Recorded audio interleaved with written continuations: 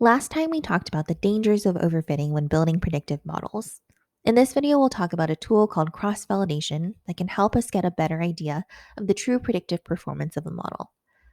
This will be immensely useful to us in evaluating and building models as we move forward. As a review from last time, overfitting occurs when a model memorizes chance features of the data used to build it. It mistakes chance features for truly predictive, meaningful features. For example, if our model is to be used to identify cat pictures, the model we've described on the right overfits our data because it's too specific to this particular cat. Overfitting is a hugely important and recurring theme in predictive modeling. How can we combat overfitting? Let's build up some essential ideas. The first idea is that it's very easy to overfit on the data that we already have if we have enough predictors. We can keep tweaking what predictors are added and how, and we'll do amazingly on our existing data. Given that, we should not evaluate our model on the data used to build it. We'll call this set of data the training set. Synonyms for model building that you'll see throughout the machine learning literature are training, fitting, building, and learning the model. If we have a specific set of data, the training set for learning our model, we should have a separate data set for evaluating our model. This data set is called the test set. Having a test set allows us to estimate our model's overall or true error rate on any new data. What do we mean by true error rate? This is the mean squared error, or similar other error metric, that would result if we could use our model to make predictions for everyone in the target population of interest. This last point is important to emphasize. In machine learning settings where prediction is the main goal, we really only care about how our model predicts on new data. Therefore, we really need new data that we have not seen before or that was not used to build our model. We need both training and test data. Is this generally feasible? Let's talk about some practical issues. For one, what if we only have one data set?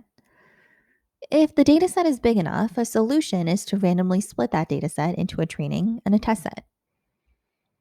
Well, how big is big enough? This is quite context dependent, but hundreds of observations is likely the minimum. We need enough data in the training set to build a reasonable model, and enough data in the test set to estimate the true error rate well, which means that the test set should be fairly representative of the target population in which we want to use our model.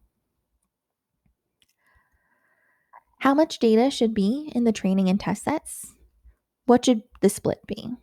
Keeping in mind our answer for the big enough question, a good heuristic to start with is roughly 80% for training and 20% for test. The approach of randomly splitting the one original dataset into two parts is often called the validation set approach because the second subset of data not used for training is often called the validation set or holdout set. Schematically, the validation set approach looks as follows. We start with the original dataset with n cases. Then we randomly split this data into a training set in blue used to fit our model and into a validation set in orange used to estimate the test error. It's important for the split to be random in case the data have been sorted. This prevents us from ending up with, say, all of group 1 of a categorical predictor in the training set and all of group 2 in the validation set. This approach is simple, but it does have some problems. One concern is that we're not fully using the data that we have to build the model, and models built on less data tend to be poorer. Another concern is that of variability. What if the particular random split we use is a bad one? One example of a bad split could be if the training and validation sets look like very different populations. Or it could be that this particular random split resulted in a large over or underestimate of the true error just by chance. Can we resolve these concerns somehow? It turns out that we can use a general technique called cross-validation to address these issues. In cross-validation, we split our original training data into several parts called folds, where each fold contains a subset of the cases. Breaking the data into K folds is called KFold Crossvalidation. The special case where K is equal to the sample size is called leave one out crossvalidation. We hold out one fold for evaluating our model. This fold is called the validation or test fold. We reserve the other K minus 1 folds for training. We repeat this process K times for every possible validation fold.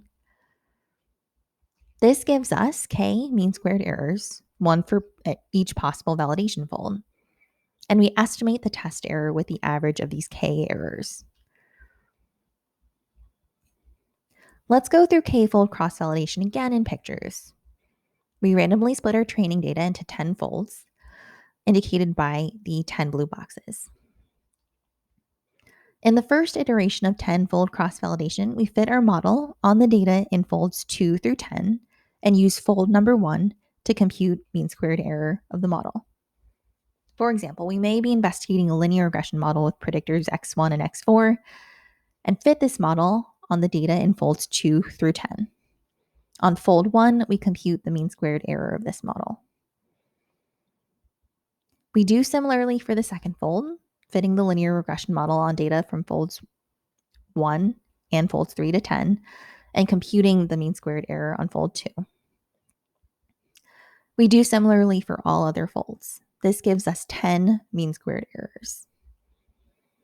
We average these 10 mean squared errors to get the 10-fold cross-validated mean squared error. This cross-validated error is an estimate of the test error, the true error rate on new data. So let's return to our concerns about the validation set approach. Does cross-validation address these concerns? Our first concern was that poor models result from using only a subset of the data. Cross-validation does address this concern because if we choose K appropriately, the K minus 1 folds used for training will have more data than in the validation set approach. What about the second concern that we might get a bad random split just by chance? With cross-validation, we do this random splitting several times. Even if we do get one bad split by chance, we estimate the true error with an average over the K splits, which gives a more stable estimate of the true error. So in summary, from the predictive viewpoint of machine learning, we care about estimating test error, the true error rate of our models on completely new data. This leads us to the idea of having a dataset reserved for model fitting, called the training set, and a dataset reserved for estimating this true error rate, the test set. If we don't have separate datasets, an approach for getting them is to split our existing data. This is called the validation set approach. This approach is simple, but has drawbacks in that it could leave too little data for training or result in a bad split. A general technique that fixes these drawbacks is called cross-validation, which iteratively splits the data and estimates true error rates with an average over iterations. Throughout the course, we'll rely heavily on cross-validation when we want estimates of the true new data error rate to inform choices we make during model building.